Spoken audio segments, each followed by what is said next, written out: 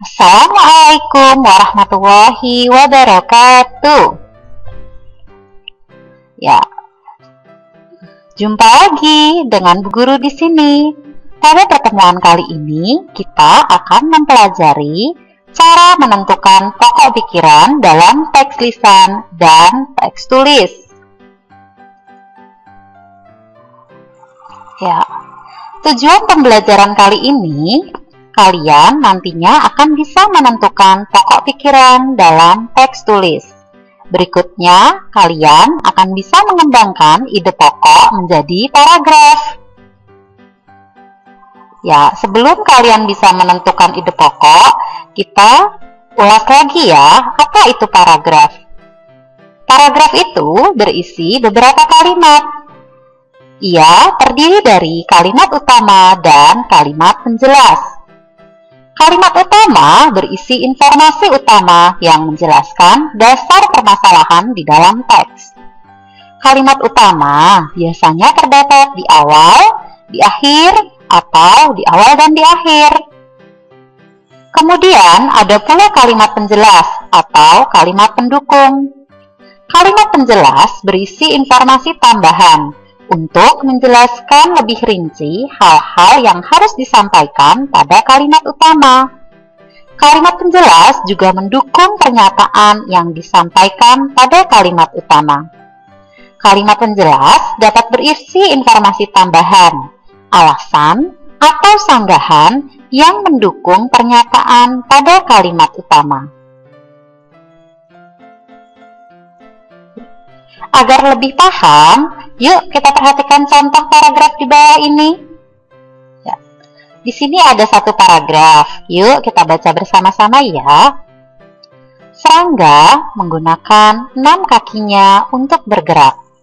Beberapa jenis serangga menggunakan kaki mereka untuk berjalan. Ada juga serangga yang menggunakan kaki mereka untuk melompat. Selain itu, ada beberapa jenis serangga yang menggunakan kaki mereka untuk berenang dan berjalan di atas air. Dari paragraf ini, dapat kita ketahui bahwa yang pertama, satu paragraf ini terdiri dari 4 kalimat. Yuk kita hitung. Nih, serangga menggunakan 6 kakinya untuk bergerak. Merupakan kalimat pertama. Beberapa jenis sampai dengan kata berjalan merupakan kalimat kedua. Setelahnya dari sini sampai melompat merupakan kalimat ketiga. Dan yang ini adalah kalimat keempat. Jadi sudah jelas ya, dalam paragraf ini terdiri dari 4 kalimat. Berikutnya, kalimat utama dari paragraf ini ada di awal paragraf. Kalimat utamanya yaitu serangga menggunakan 6 kakinya untuk bergerak. Ya, kalimat penjelasnya ada di kalimat kedua, ketiga, dan keempat. Ya, berikutnya, ide pokok. Itu sama saja dengan pokok pikiran, sama juga dengan gagasan utama. Ide pokok ini berisi inti atau dasar permasalahan dari suatu teks.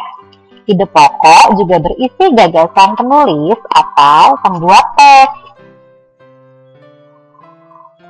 Berikutnya, cara menentukan ide pokok. Kita bisa menentukan ide pokok dari teks tulis, dari teks lisan, dari teks percakapan, dan dari gambar. Cara menentukan ide pokok pada teks tulis. Yang pertama, baca dulu teksnya dengan seksama secara keseluruhan. Lalu carilah kalimat utamanya. Ide pokok itu ada di kalimat utama. Nah, sudah jelas ya? Nah, ini ada salah satu contoh paragraf berjudul gurita. Gurita merupakan salah satu jenis hewan tidak bertulang belakang yang dikenal sebagai hewan yang cerdik dan pintar. Hal itu karena seekor gurita memiliki daya ingat yang cukup kuat. Gurita dapat memecahkan masalah yang dialaminya lebih cepat dengan cara mengingat pengalamannya ketika memecahkan masalah yang sama. Selain itu, gurita juga dikenal sebagai perenang yang cukup cepat. Gurita menggunakan gerakan pendorong jet untuk bergerak cepat dan berenang jarak jauh. Dari paragraf ini dapat kita ketahui bahwa kalimat utamanya ada di kalimat pertama. Ya, ide pokoknya merupakan inti dari kalimat pertama. Gurita merupakan hewan yang tidak bertulang belakang, yang cerdik dan pintar.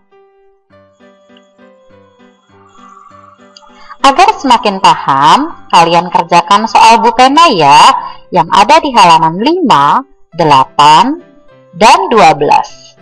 Soal-soal ini kalian kerjakan di buku tulis. Setelah selesai, difoto hasil pekerjaanmu, lalu kirimkan ke wali kelas masing-masing. Ya, berikutnya, kalian akan mempelajari cara mengembangkan ide pokok. Ya, ide pokok bisa kita kembangkan menjadi suatu paragraf. Ada beberapa langkahnya. Yang pertama, tentukan dulu topik paragrafnya. Dari topik itu kita bisa menentukan ide pokok paragrafnya dulu. Lalu kita buat sebuah kalimat yang berisi ide pokok.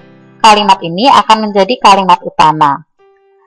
Tahap berikutnya, mengembangkan kalimat dan ide pokok menjadi beberapa kalimat.